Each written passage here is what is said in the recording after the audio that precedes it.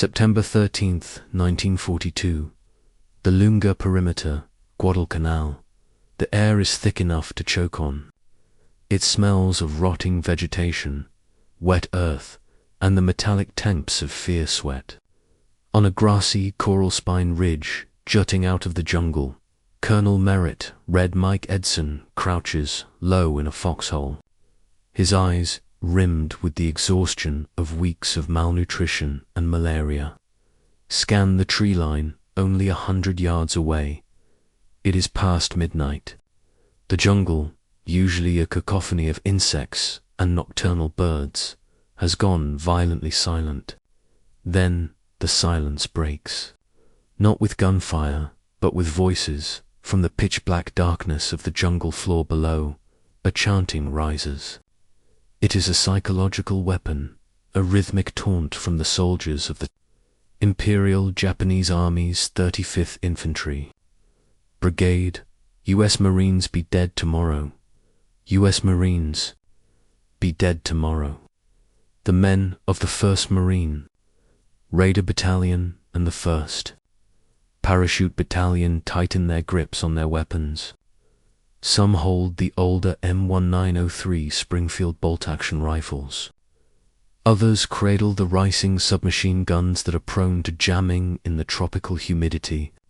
They are outnumbered, cut off from naval support, and defending a crucial grassy knoll that protects Henderson Field, the airfield that is the heart of the campaign. If the Japanese break this line, the pilots, the planes, and the tenuous American foothold in the Solomons are gone. Suddenly, a red flare arcs into the sky, hissing as it burns through the canopy. The jungle explodes. With the scream of 10 Banzai. Long live the Emperor. 2 battalions of Major General Kyoto Kawaguchi's finest troops surge up the slope. They do not fight with caution. They charge directly into the teeth of the Marine machine guns, believing that their spiritual power is superior to the material weakness of the Americans. The Japanese High Command has been fed a narrative since the attack on Pearl Harbor. Americans are soft. They are a merchant culture, dependent on luxury and machines, lacking the warrior code of Bushido. They expect the Americans to panic in the face of a night bayonet charge, but the men on the ridge do not run. The collision is brutal and intimate. It is not a battle of long-range artillery, but of grenades, bayonets, and rifle butts swinging in the dark. Major Kenneth Bailey, Edson's executive officer, runs the length of the line, physically grabbing retreating Marines and shoving them back into gaps in the wire, shouting orders over the roar of mortar. Colonel Edson stands fully exposed, bullet holes shredding his shirt, rallying his raiders to stand their ground. The Japanese soldiers, expecting a terrified conscript army, instead find themselves feeding into a meat grinder. The Marines are not just holding. They are fighting with a savagery that matches the Imperial Army blow for blow. By dawn on September 14th. The ridge, now forever known as Bloody Ridge, is carpeted with bodies. Over 800 Japanese soldiers lie dead on the slopes. The Marines have lost 40 dead and over 100 wounded. But the line holds. This battle marks a psychological turning point in the Pacific War to understand why the Imperial Japanese Army eventually came to fear the Marines. We must look at the shock of this specific moment.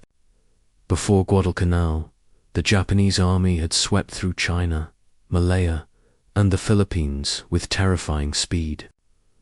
They viewed Western soldiers as fragile. General Hayakatoki, commanding the 17th Army, had initially sent only a fraction of his forces to Guadalcanal, convinced that a single regiment could wipe out the American beachhead. The Battle of Guadalcanal shattered that illusion. Major General Alexander Vandergrift, commander of the 1st Marine Division, had instilled a doctrine in his men that was foreign to the Japanese understanding of Western warfare. It was the doctrine of the offensive, even in defense. The Marine Corps was a small volunteer force. They were the old breed men who had cut their teeth in the banana wars of the Caribbean, or were hard-bitten recruits forged in the sadistic heat of Paris Island and San Diego, unlike the U.S. Army units that would arrive later, who relied heavily on overwhelming artillery and logistics. The Marines at this stage of the war were light infantry. They were aggressive, trained to close with the enemy. The Japanese survivors of Guadalcanal began to write in their diaries not of weak Yankees, but of a different kind of enemy. They noted the terrifying accuracy of Marine riflemen. The Marines placed a premium on marksmanship that few other armies in the world could match. A Marine was trained to hit a man-sized target at 500 yards with iron sights. In the dense jungle, where engagements happened at close range, this skill translated into devastating snapdash shooting. Furthermore, the Japanese command structure was rigid. Junior officers waited for orders. The Marines, however, operated with a strange flexibility. If a lieutenant died, a sergeant took over. If the sergeant fell, a corporal stepped up. The unit cohesion remained intact as the months on Guadalcanal dragged on. The Japanese soldiers faced starvation and disease, but their greatest dread became the patrolling Marines. The Marines began adopting the jungle as their own. They stopped smelling like soap and tobacco and started smelling like the earth. They learned to move silently. They began to hunt. By the time the Japanese finally evacuated Guadalcanal in February 1943, the myth of their invincibility was dead. But more importantly, a new reality had set in for Tokyo. The Americans had sent a force that did not surrender, that did not break under Banzai charges, and that seemed to possess a warrior spirit that rivaled their own. But Guadalcanal was fought largely in the jungle. The next phase of the war would take place on the barren coral atolls of the Central Pacific. Here, the Japanese would prepare a different kind of welcome, and the Marines would have to learn that courage alone was not enough. Against concrete and steel, November 20th, 1943, 8:55 hours, the lagoon of Betio, Tarawa Atoll. The world has turned into a haze of coral dust and black smoke. For 3 hours, the US Navy has hammered this tiny strip of sand, scarcely larger than a commercial airport, with 3,000 tons of high explosives. Rear Admiral Kiji Shibasaki, commander of the Japanese garrison, famously boasted that 1,000,000 men cannot take Tarawa in 100 years. As the shelling stops, a terrifying silence hangs over the lagoon. The American commanders believe nothing could have survived the bombardment. They are wrong as the smoke drifts away. The ominous black slits of coconut log bunkers and concrete pillboxes reveal themselves, largely intact. Inside, 4,800 elite troops of the Japanese Special Naval Landing Force, the Japanese equivalent of Marines, shake off the concussions, man their Type 92 heavy machine guns, and look out toward the reef. What they see offers them a grim opportunity. The tide is wrong. A neap tide, a freak occurrence of nature, has left the water shallow over the coral reef, hundreds of yards from the beach. The shallow draft Higgins boats, carrying thousands of Marines, slam into the coral and grind to a halt 500 yards from shore. The ramps drop not onto dry sand, but into chest-deep water. The Japanese gunners wait for the perfect moment. As the first wave of Marines jumps into the lagoon, rifles held high above their heads to keep the actions dry. The order is given. The lagoon erupts. From the Japanese perspective, this should be a massacre that breaks the American spirit permanently. They have overlapping fields of fire covering every inch of the approach. Heavy 13mm machine guns and 75mm anti-boat guns churn the water into a bloody froth. There is no cover, no trees, no ravines, no ridges. Just 500 yards of open water and a seawall made of coconut logs. For the Marines of the 2nd Marine Division, the walk is a nightmare in slow motion, weighted down by heavy packs, ammunition, and wet dungarees. They trudge through the surf while their comrades are cut to pieces around them. The water around Red Beach 1 and Red Beach 2 turns an opaque crimson, yet this is where the specific fear of the US Marines begins to crystallize in the minds of the Japanese defenders. According to Imperial doctrine, a force sustaining such catastrophic casualties in the first minutes of an assault should retreat or freeze. The Marines do neither. Those who survive the bloody wade do not stop. They reach the seawall, huddling in the blind spots of the Japanese machine guns. They are disorganized, their radios are waterlogged, and many officers are dead. Colonel David Shoup, standing amidst exploding mortar shells near the pier, refuses to evacuate. He organizes the stragglers, shouting orders, marshalling a chaotic mix of riflemen, machine gunners, and engineers into a cohesive fighting force. The Japanese defenders witness something terrifying: the adaptability of the individual Marine. Unlike the Japanese strategy, which relies heavily on pre-planned coordination, the Marines begin to improvise. Private First Class William Hawkins, a scout sniper, ignores the withering fire to single-handedly assault Pil. He pours gasoline into firing slits and follows it with grenades. He is wounded, then wounded again, but continues to lead attacks until he is finally killed. The pivotal difference is the arrival of the LVT Alligator amphibious tractors. While the Higgins boats are stuck, these tracked vehicles claw over the reef. They are unarmored and flammable, but they bring the heavy firepower flamethrowers and explosives right to the bunker doors. By the second day, the momentum shifts. The Japanese are no longer shooting fish in a barrel. They are being hunted. The Marines introduce a brutal, tactical innovation: the blowtorch and corkscrew.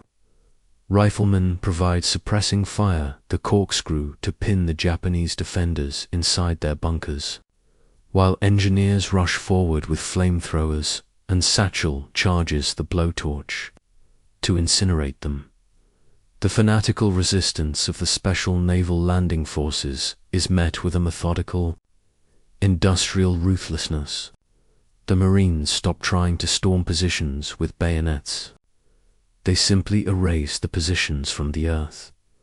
When the shooting stops, after 76 hours of hell, only 17 Japanese soldiers out of the original 4,800 surrender. The rest are dead. The cost to the Marines is staggering: over 1,000 dead and 2,000 wounded.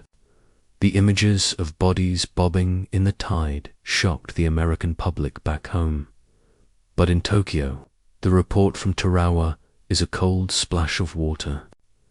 The Americans took the impregnable island in 3 days. They proved willing to absorb horrific punishment to secure an objective. The Japanese High Command realizes that beach defenses, no matter how strong, are vulnerable to naval gunfire and the sheer aggression of a Marine amphibious assault. If they want to bleed the Americans, if they want to stop these devil dogs, they can no longer fight at the water's edge where the US Navy can support them. They must draw the Marines inland. They must turn the geography itself into a weapon. They must build a trap that forces the Marines to pay for every yard with buckets of blood. The stage is set for a new kind of horror in the Palos. September 15, 1944, la 1 de la tarde. Hours, the Umerbrigel Ridges. Peleliu, the temperature touches 115 degrees Fahrenheit. There is no shade. The ground is not soil. It is jagged, razor-sharp coral that shreds boots and skin alike. As the men of the 1st Marine Division push inland, the air shimmers with heat and the sickly sweet stench of death that seems to rise from the very pores of the rock. Major General William Rupertus had told his officers before the landing, "This will be quick." Roughly 3 days, maybe 4, he believed the massive naval bombardment had smashed the defenders. He envisioned a sweep like Tarawa, but faster. He was catastrophically wrong. Waiting inside the crushing heat of the ridges is Colonel Kunio Nakagawa. Unlike his predecessors, Nakagawa has studied the American way of war. He knows he cannot defeat the US Navy's guns, and he knows a Banzai charge is suicide against Marine machine guns. So he issues a new, chilling directive to the 10,000 men of the 14th Infantry Division. Do not die. The order is not to survive for the sake of living, but to survive to kill. Every soldier must kill at least 10 Americans before dying, Nakagawa commands. He has abandoned the beach defense. Instead, he has hollowed out the Umerbrigel Mountain, the Bloody Nose Ridge, into a honeycomb of over 500 connected caves, tunnels, and reinforced bunkers, as the Marines of the 1st, 5th, and 7th Regiments cross the open airfield in the center of the island. They enter a kill zone of unprecedented sophistication. They are not fighting an enemy they can see. They are fighting the mountain itself. Japanese snipers are tied into tree branches to ensure they don't fall when killed, staying hidden until the last moment. Heavy artillery pieces are mounted on rails inside caves. They roll out, fire around, and vanish back into the dark before the Marines can spot the muzzle flash. For the individual Marine, the battle devolves into a primitive, claustrophobic nightmare. Private First Class Eugene Sledge, a mortarman with K Company, 3rd Battalion, 5th Marines, scribbles notes that will later become the definitive account of the Pacific War's brutality. He watches as the veneer of civilization is stripped away. The fighting is so intense, and the coral ground so hard, that the dead cannot be buried. Bodies bloat in the sun, turning black, covered in swarms of flies that clog the throats of the living. The psychological strain is different here. There is no front line. A Marine can secure a patch of ground, only to be shot in the back by a Japanese soldier emerging from a spider hole, a concealed vertical shaft, covered by a lid of vegetation that the Marine had walked over moments before the Japanese soldier has evolved. He is no longer the screaming warrior charging into machine gun fire. He is a ghost. He waits in the dark for days, surviving on a handful of rice and dirty water, disciplined enough to let the point man pass so he can kill the officer or the radio man behind him. But the Imperial Japanese Army discovers that the Marines, too, are evolving. The Americans realize that rifle companies alone cannot dig Nakagawa out.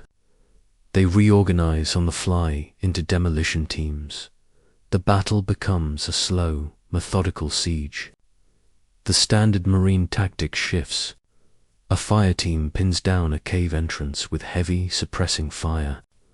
Then, a Sherman tank or ALVT equipped with a flamethrower, the terrifying Ronson, rolls up. A stream of liquid fire, thickened with napalm, shoots into the cave mouth. Oxygen is sucked out of the tunnels. If the flame doesn't work, the engineers arrive. Carrying satchel charges of high explosives, brave Marines sprint under fire to the cave mouths, hurl the explosives in, and dive for cover.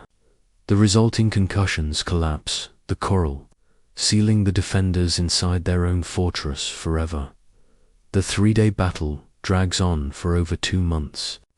The 1st Marine Division, the heroes of Guadalcanal, is ground down to a shadow of itself. One regiment, the 1st Marines, under Colonel Chesty Puller, suffers 71% casualties. They are so depleted they have to be pulled off the line, replaced by Army infantry. Yet, despite the horror, the heat, and the invisible enemy, the Marines do not break. They take the Umerbrigel yard by Bloody Yard. Nakagawa, realizing the end is near, burns his regimental colors and commits ritual suicide. Deep within the earth on November 24th, the Battle of Peleliu is a Pyrrhic victory, largely forgotten by the press back home who are focused on the liberation of Europe. But for the Japanese High Command, it is a revelation. Nakagawa's attrition tactics worked. He inflicted the highest casualty rate of any amphibious operation in US history up to that point. He proved that if you dig in deep enough, you can make the Americans pay a price that might eventually force them to the negotiating table. The Japanese look at the map. The next logical target for the Americans is a small, sulfur-ricking island halfway between the Marianas and Tokyo, a place called Iwo Jima. There, General Tadamichi Kuribayashi is studying the reports from Peleliu. He sees what Nakagawa accomplished, and he decides to perfect it. He will create a trap so deadly that the world will shudder at the name. February 19th, 1945, 9:02 hours, Red Beach, Iwo Jima. The smell hits them before they even touch the ground. It is the stench of rotten eggs, sulfur mixed with the salt spray and the diesel exhaust of the landing craft. As the ramps drop, the Marines of the 4th and 5th Divisions step out not onto white coral sand, but into a coarse, black volcanic ash dot. It is a nightmare of physics. The ash is soft and deep. Men sink to their ankles, then their calves. They try to run, but it feels like moving through molasses. Jeeps and trucks roll off the ramps and immediately bog down, their wheels spinning uselessly in the black grit. And it is silent. For the first 20 minutes, as wave after wave of Marines churns onto the shore, there is almost no return fire. The beachfront is eerie. Looming to the south is Mount Suribachi, an extinct volcano that dominates the island like the eye of a sleeping giant. To the north lie the rock quarries. The Marines are confused. Intelligence reports suggested a fierce defense. Has the bombardment killed them all? Watching through binoculars from a reinforced concrete command post deep inside the northern cliffs is General Tadamichi. He is a different breed of samurai. He served as a deputy military attaché in Washington, D.C. in the 1920s. He drove across the United States. He knows the industrial might of America. He wrote to his wife, "The United States is the last country in the world Japan should fight." He knows he cannot win. He knows the fleet offshore is invincible. So, he has designed a battle not for victory, but for time. He has forbidden the Banzai charge. He has forbidden firing on the landing craft. He has waited until the beaches are clogged with men and machinery. A traffic jam of 30,000 Marines packed into a narrow strip of black sand. He lowers his binoculars and gives the order at roughly 10 a.m. The island explodes. Kuribayashi has turned Iwo Jima into the most heavily fortified crushing machine in history. He has connected 11 miles of tunnels beneath the rock. Hidden artillery doors slide open on the slopes of mortar, precited to the inch on the landing zones, begin to rain down. The carnage on the beach is absolute. There is nowhere to hide. Marines drop to the prone position to dig in, but the volcanic ash is fluid. The walls of their foxholes collapse as fast as they dig them. They are exposed on a flat, black table. Gunnery Sergeant John Basilone, the hero of Guadalcanal and a Medal of Honor recipient, is there. He had been sent home to sell war bonds, treated like a celebrity, but he requested to return to the fight. "I ain't no pin-up boy," he told them. "I belong with my boys." Now, amidst the chaos of Red Beach 2, Basilone acts as the anchor in the storm. He stands tall, shouting at terrified young Marines to get off the beach. He single-handedly guides a tank through the minefields. He attacks a blockhouse with grenades. For 90 minutes, he is the embodiment of the Marine spirit, fearless, efficient, lethal. Then, a Japanese mortar shell lands.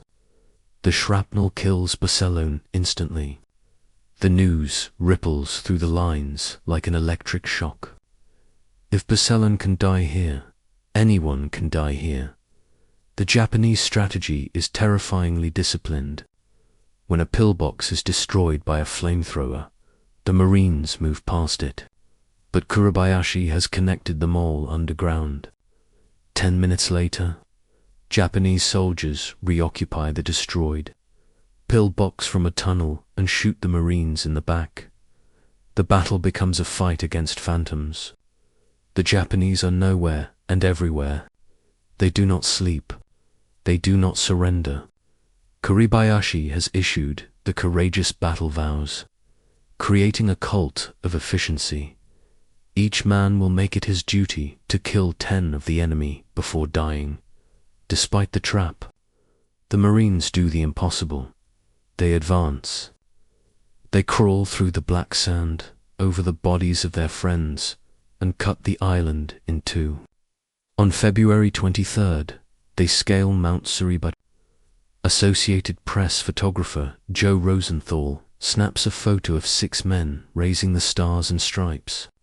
It becomes the most famous image of the war, a symbol of hope. But the flag raising is not the end. It is barely the beginning. The battle shifts to the north, into a landscape of broken rock and gorges, fittingly named the Meat Grinder.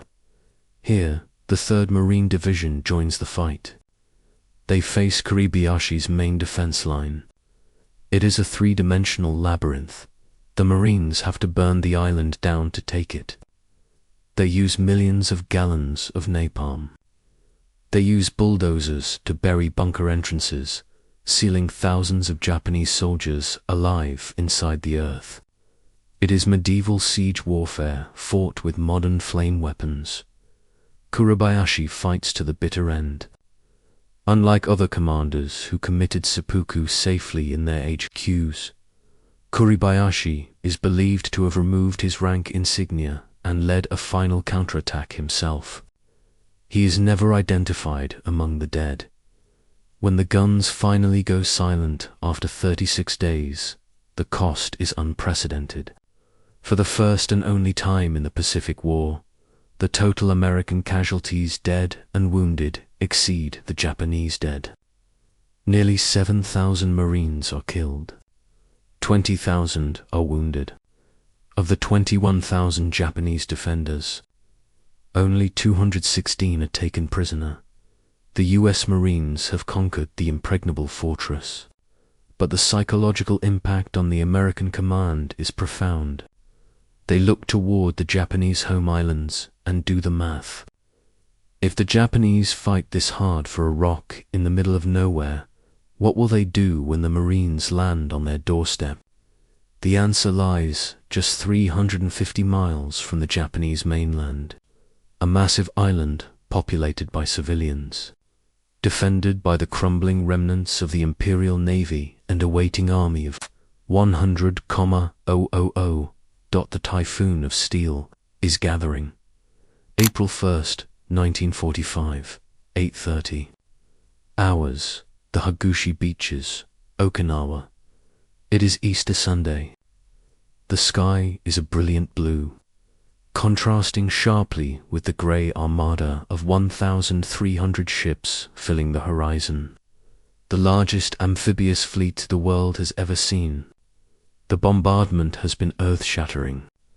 A typhoon of steel, as the locals will later call it, as the landing craft of the 1st and 6th Marine Divisions hit the beach.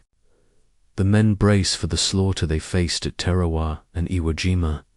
They rush the sea, fingers white-knuckled on their triggers. But there is no fire, no screams, no mortar. The beaches are empty.